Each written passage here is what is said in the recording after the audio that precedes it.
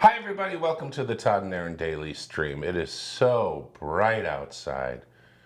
Whoo, snow. So I had to dig the car out again to take the kids out today. So they say that we had an average of 2.5 to 3 feet of snow on the valley floor. Over the last 36 hours. Snow Also, 617 crashes across the state. Utah, and they say that you're not trying. Look at you. See, we can achieve. We're something. Go-getters. It was very sad. I had to dig the car back out today so I could take the kids to school. They were so happy with their snow day. Why didn't you come and get me? Well, I was futilely struggling because the doors were frozen shut, so I finally got one open and it knocked me backwards into the snow. So it takes a while to get out of 2.5 feet of snow, and I think that the sight of my gigantic butt was highly entertaining to passersby. And I finally got out, my face is covered, and Zach and Zoe are looking at me and she goes, "We're going to be late." I would have come and helped, except the bedroom door was locked and from the inside, and I couldn't escape to help you. Okay, let's move on to a school day. Snow day. It's Zoe's face. Oh my gosh, 7 years old. She comes out, she's like, "Dad," and I went, "We're gonna be late. You slept in." Oh, you're so mean. And she's like, "What?" And I went, "Oh, Zoe, this is a very special moment we're about to share. It's a snow day." She was like, "No." I said, "Yes." She said, "No." And I had to explain. I don't think we've had a snow day in the last 8 years. Not for her. Does anyone remember one? Not for her. My dad was a teacher. Quick story. My dad was a teacher. Three brother and sister, and me.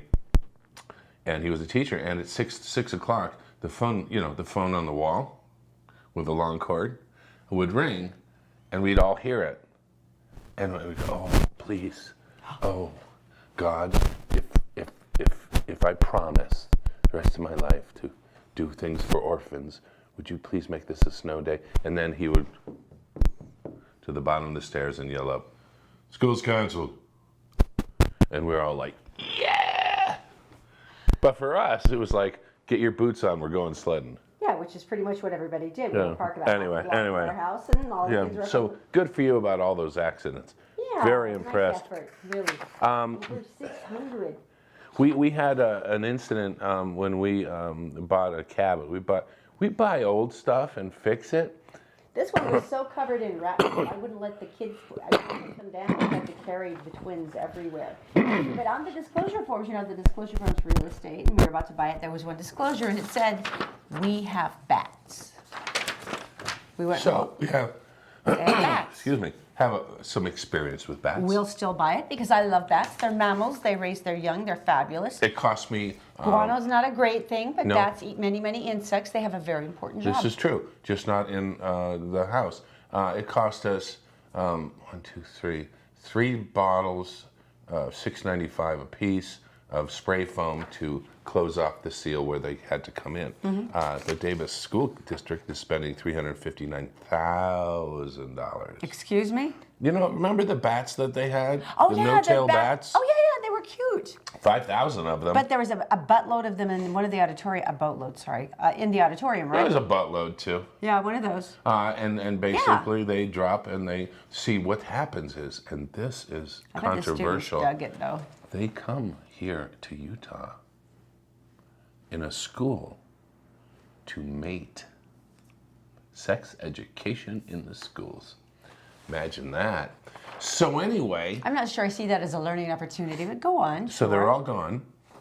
They're all gone. They've all taken off and they go back to Mexico.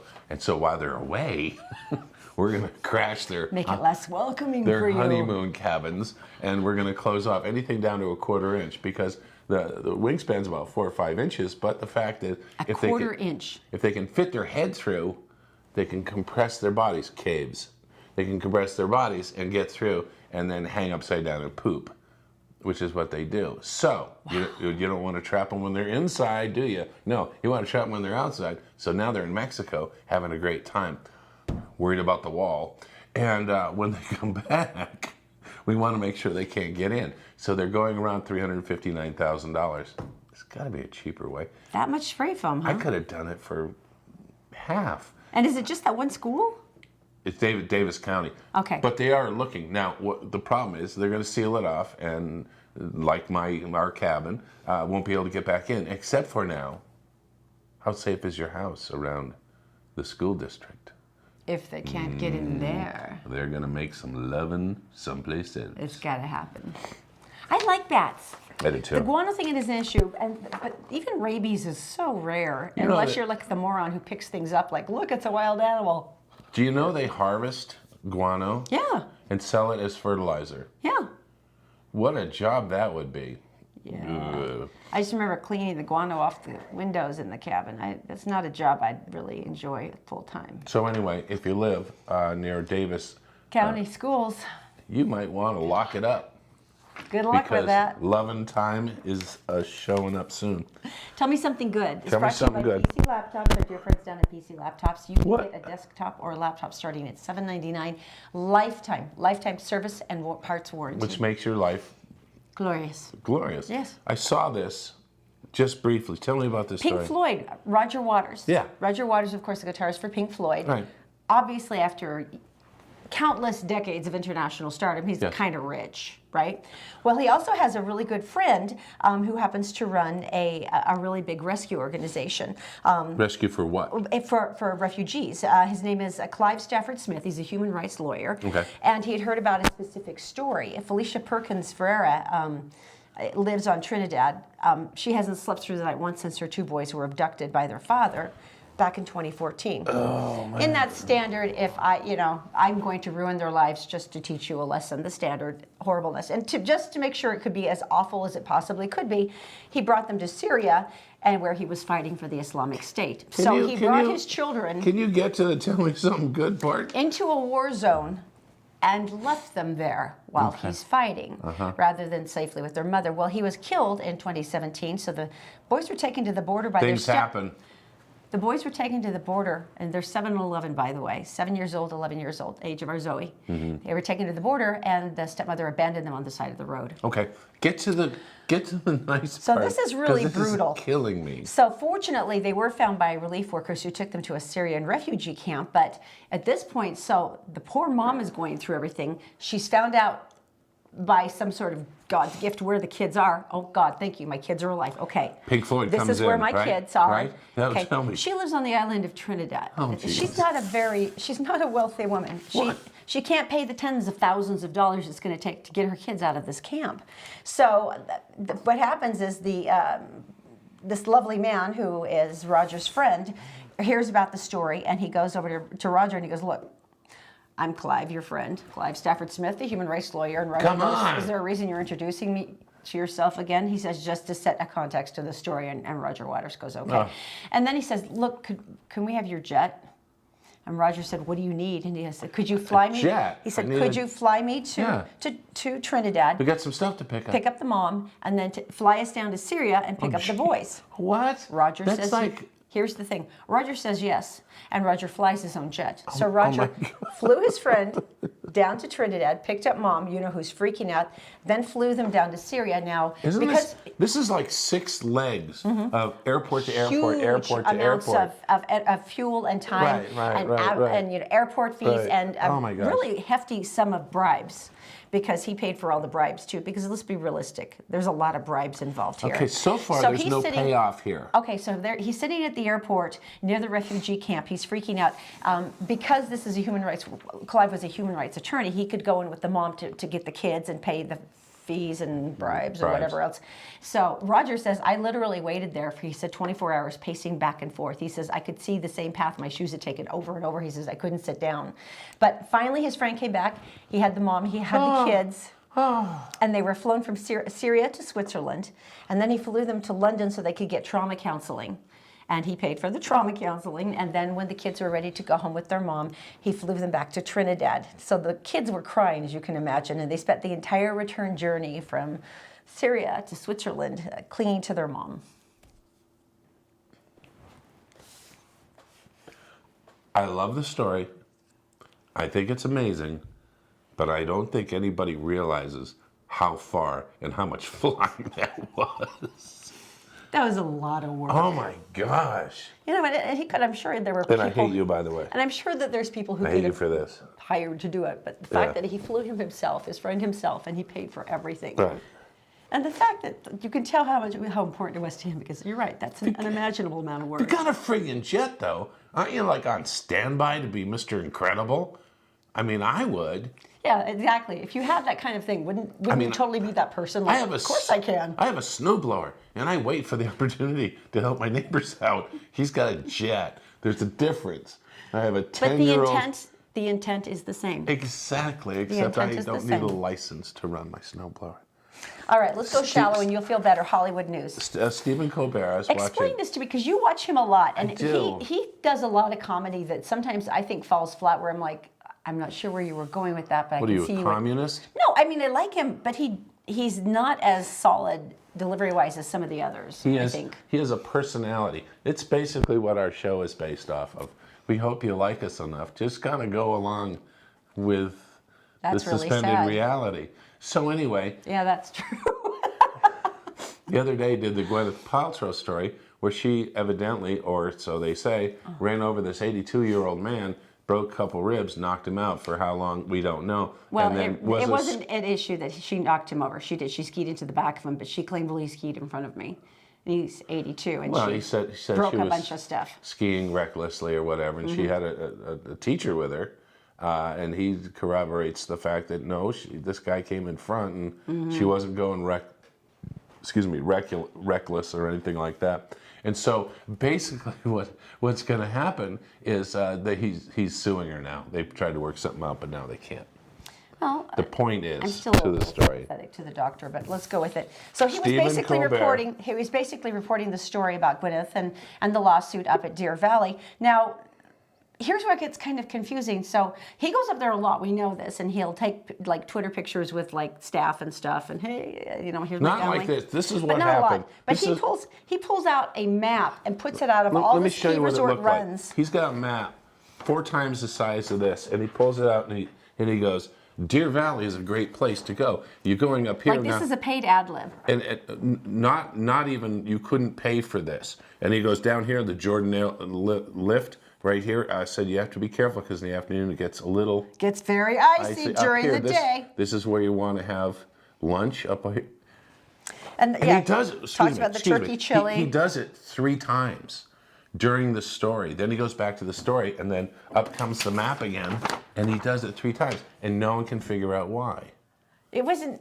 I was like, is it a callback from something earlier in the show? And Todd went, no. It's not. So number one, we got dynamite advertising for our ski industry on Stephen Colbert's show, but it was like, no one's sure why. If it was meant to be funny or what. No, it wasn't that. It wasn't. No one's going to pay for a story about a lawsuit against its resort. But the crowd was just like, should we laugh?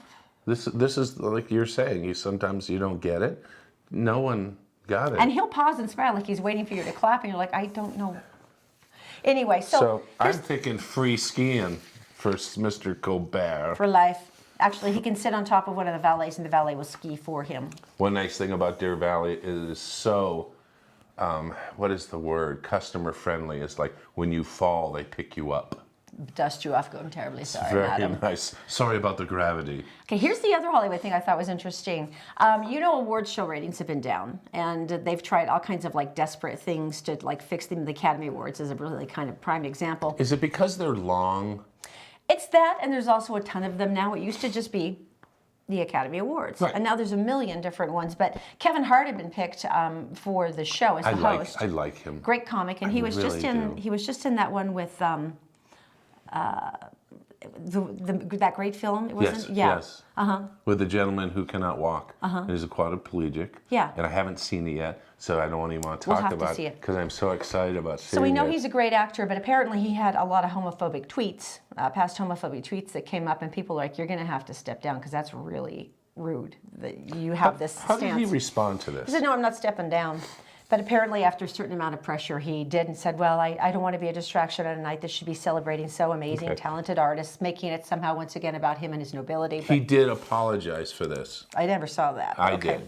Matter of fact, he did it twice. Well, here's the weird thing. They didn't get anybody else. They're going to do it without a host. And so I'm like, take the fun out of it. Well, yeah, it's weird. So you're just going to announce it and then people are going to come up. You're not going to have any opening funniness or any coming back from things and reacting to people being funny or crazy, which is always like half the fun, right? It'll be like Starbucks. When your drink is done, They'll go like this.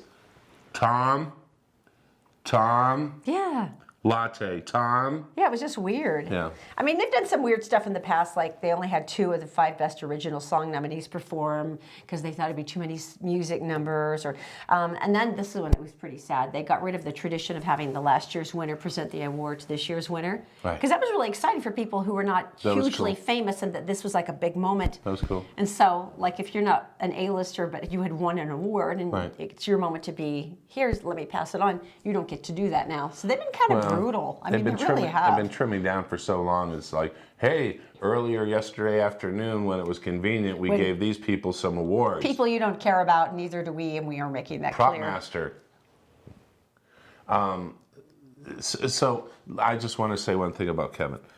Kevin, if go ahead and look it up. If you say he apologized, I'll agree with you. And see what he said. I do not want anyone to jump to.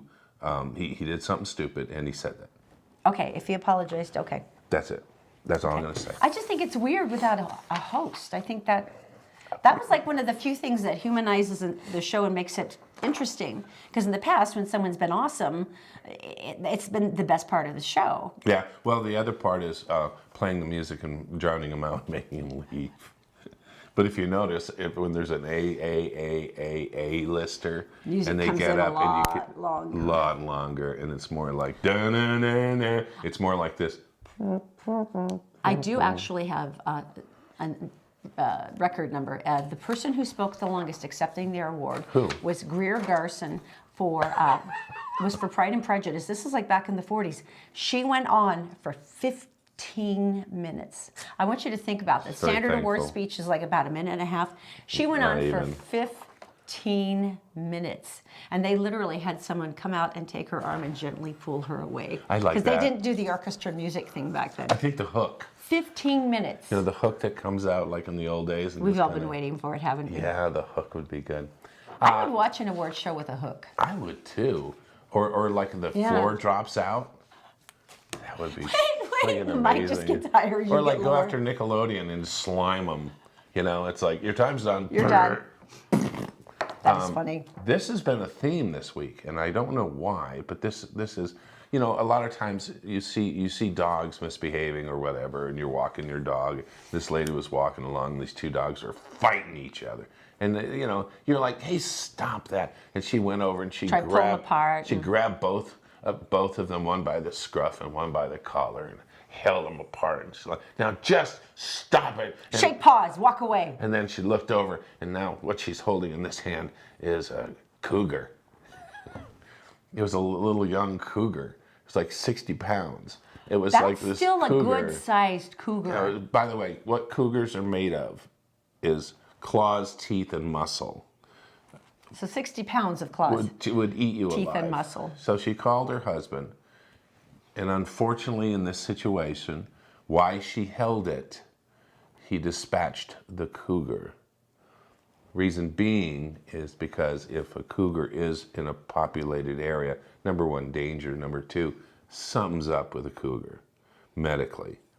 And they did find out that's exactly what it was. He didn't have rabies, did he? Because I'm sure he scratched the hell out of her. That's all they said. And so basically she held a cougar in her hand and her husband shot it while she was holding. You know, there's a presence of cougar. mind there I'm not sure I would be capable of. I don't think I would be able to hold said cougar and then call you out to dispatch it.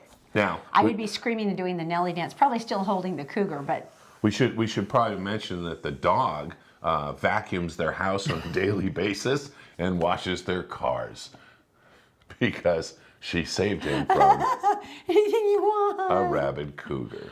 All right. Well, you guys. Hey, if you like the show, please share it. And also, there's food and goodies waiting for you.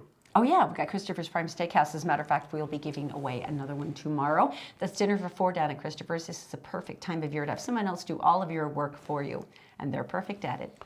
So just like, comment, share the show, any of those things. If you go to Christopher's, you're a sure thing. I'm just going to say it.